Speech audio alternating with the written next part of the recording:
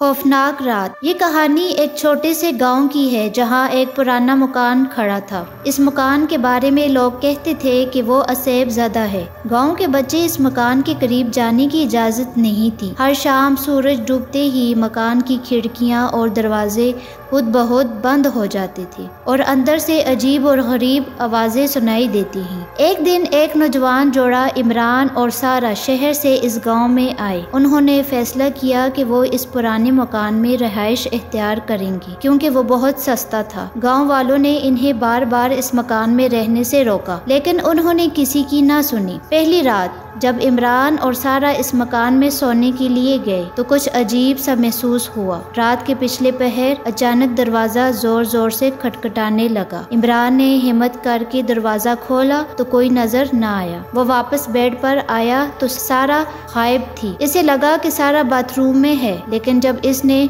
पूरे मकान की तलाशी ली तो सारा कहीं नहीं मिली। इमरान को एक पुरानी डायरी मिली जो किसी जहरा नामी खातून की थी। इस डायरी में लिखा था कि जहरा को इस मकान में एक असेब ने मार डाला था और अब वो रूह बनकर यहाँ रहती है। इमरान खौफजदा हो गया और सारा को तलाश करने लगा। अचानक इसे सारा की आवाज़ सुनाई दी जो बहुत दर्द भरी थी। इमरान सारा की आवाज़ के पीछे गया तो देखा कि सारा एक कमरे में बंधी हुई है और इसके सामने एक अजीब और गरीब साया खड़ा है। साया बोलने लगा, तुम्हें यहाँ नहीं आना चाहिए था, अब तुम में भी मेरी तरह कैद हो गए। इमरान ने हिम्मत करके कुरान की आयतें पढ़ना शुरू की तो साया चीखने लगा और गायब हो गया। सारा आज़ाद हो गई, मगर वो दोनों जान गए कि ये मकान इनके लिए महफूज नहीं है। अगली सुबह इमरान और सारा ने जल्दी से अपना सामान बांधा और गांव छोड़ने का फैसला किया, लेकिन जब वो मकान से बाहर निकलने लगे तो दरवाजा खुद बहुत बंद हो गए और मकान